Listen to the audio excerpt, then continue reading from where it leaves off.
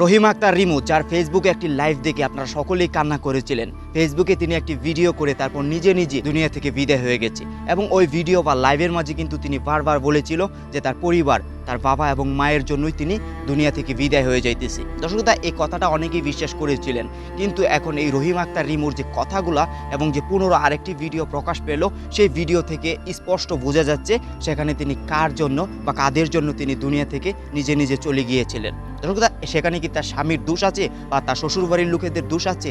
যদি আপনারা পুরো ঘটনা শুনেন তাহলে আপনারা সেই বিষয়টার মূল রহস্য বা মূল কথাগুলো আপনারা জানতে পারবেন। দর্শকরা, চলুন আমরা বেশি দেরি না করে মূল ঘটনাটা আলোচনা করি। সেজন্য আপনাদের কাছে অনুরোধ করে একটা কথা বলতেছি, ভিডিওটা আপনারা শেয়ার করে দেবেন। দর্শকরা, আপনারা স্ক্রিনের মাঝে দেখতে পারতেছেন রহিম আক্তার রিমু, রাজশাহীর মেয়ে। তো তাকে যদি আমরা প্রথম থেকে বলি, তো তার যখন 4 থেকে 5 বছর বয়স তখন তার বাবা আরেকটি বিয়ে করে এবং বিয়ে করার পরবর্তীতে রহিম আক্তার রিমুর মা কি করলো, বেশ কিছুদিন তাদের সাথে ছিল এবং তার পরবর্তীতে এই মেয়েকে রেখে তারপর তিনি অন্য পুরুষের সাথে পালিয়ে গিয়ে বিয়ে করে ফেলেছে। তার পরবর্তীতে এই মেয়ে মানে রহিম আক্তার রিমুর বয়স যখন 14 বছর তখন তিনি এই ছেলেকে ভালোবেসে তারপর তারা দুজন বিয়ে করে এবং বিয়ে করার পরবর্তীতে তিনি ভেবেছিল তার স্বামীর কাছে তিনি সারা জীবন সুখে থাকবে, যেহেতু তার পরিবারে তার মা চলে গেছে এবং তার বাবা আরেকটা বিয়ে করেছে। সেই ক্ষেত্রে তিনি ভেবেছিল তার প্রেমিকের হাত ধরে বিয়ে করে তারপর তারা সারাটা জীবন একসাথে সুখে শান্তিতে কাটিয়ে দিবে। সেজন্যই কিন্তু প্রেমিকের হাত ধরে পালিয়ে বিয়ে করেছিল। তার পরবর্তীতে কি হলো, তাদের সংসারটা মোটামুটি বেশ ভালোই চলতেছিল।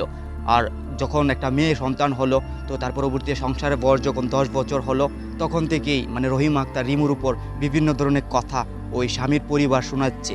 এক প্রকার স্বামীও তাকে গুরুত্ব দিতেছে না, অবহেলা করতেছে। তখন মানে মেয়েটা চতুর্দিক দিয়ে অবহেলা বা চতুর্দিক দিয়ে মানে বিভিন্ন ধরনের কথা শুনতে শুনতে তার কাছে একদম মানে বিষয়টা ভালো লাগতেছিল না। সেজন্য হয়তোবা তিনি এই কাজগুলো করেছে।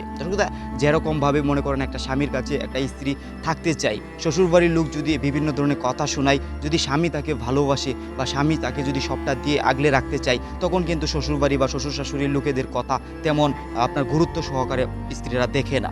কিন্তু যখন স্বামী আপনাকে অবহেলা করতে শুরু করে তখন কিন্তু আপনার সেটা একদম মানে সংসারটা একদম আপনার কাছে বিষের মতো লাগবে। আপনি কিন্তু সেই সংসারে এক মুহূর্ত টিকতে পারবেন না। রহিম আক্তার রিমুর ক্ষেত্রেও কিন্তু এটাই ঘটেছে। তার পরবর্তীতে তার স্বামীকে বুঝাইতে চাইতেছে যে আমার পরিবার আমাকে ভালোবাসে না বা আমি আমার পরিবারকে ছেড়ে তোমাদের কাছে চলে আসছি, তোমার পরিবারও আমাকে ভালোবাসে না, এখন দেখতেছি তুমিও আমাকে ভালোবাসো না, তো তুমি আমাকে একটু সময় দাও, আমার কাছে থাকো, আমাকে ভালোবাসো, আমরা দুজনে একসাথে সারাটা জীবন পার করি। কিন্তু তার স্বামী এই কথাগুলো তার মানতে চায়নি। তার পরবর্তীতে রহিম আক্তার রিমু তার স্বামীকে বেশ কয়েকবার বলেছে, তুমি তো এখন পস্তাবা না, তবে পস্তাবা যখন আমি তোমাদের সবাইকে ছেড়ে চলে যাব তখন ঠিকই পস্তাবা। আর রহিম আক্তার রিমু এই কথাটা তিনি বাস্তবায়ন করে দিয়েছে। ঈদের পরের দিন আপনারা জানেন এই মেয়েটি লাইভে বেশ কয়েকটা ভিডিও করেছে এবং ভিডিও করে বেশ কিছু কথা এবং তিনি বলার পরবর্তীতে তিনি আমাদের মাঝ থেকে তিনি নিজে নিজে বিদায় হয়ে গেছে। তার পরবর্তীতে সেই ভিডিওটা বা এই মহিলার যে কথাগুলো ছিল সেই কথাগুলো আপনারা শুনে কিন্তু প্রচুর পরিমাণে কান্না করেছেন বা অনেকের কাছে খারাপ লেগেছে। ব্যক্তিগতভাবে আমার কাছেও প্রচুর খারাপ লেগেছে যে একটা গৃহবধূ এরকমভাবে চলে যেতে পারে। আসলে মূলত কথা হলো কেউ রাখতে চায় আবার কেউ পেয়েও মূল্য দেয় না। এই ঘটনাটাই কিন্তু রহিম আক্তার রিমুর কাছে ঘটেছে। রহিম আক্তার রিমু এই কথাটাও বলেছে যে মানুষ প্রত্যেকটা নারীকেই সম্মান করে কিন্তু নিজের স্ত্রীকে সম্মান করে না এই 2024 সালে এসে। এরকম ঘটনা আমাদের সাথে অনেকের সাথেই ঘটে যাইতেছে। তো যাদের সাথে এরকম ঘটনা ঘটতেছে অবশ্যই সাবধান হবেন এবং ভিডিওটা শেয়ার করে সবাইকে জানিয়ে দেন এবং যেন সবাই সতর্ক হতে পারে। আপনাদের কি মতামত? রহিম আক্তার রিমু তিনি নিজে নিজে বিদায় হয়ে যাওয়ার পিছনে কি শুধু তার বাবা মারই হাত ছিল নাকি তার শ্বশুরবাড়ি এবং স্বামীর লোকদেরও হাত ছিল? সেই বিষয়টা অবশ্যই আপনারা কমেন্ট করে জানিয়ে দেবেন এবং ভিডিওটা অতিরিক্ত পরিমাণে শেয়ার করে সবার কাছে পৌঁছিয়ে দেবেন।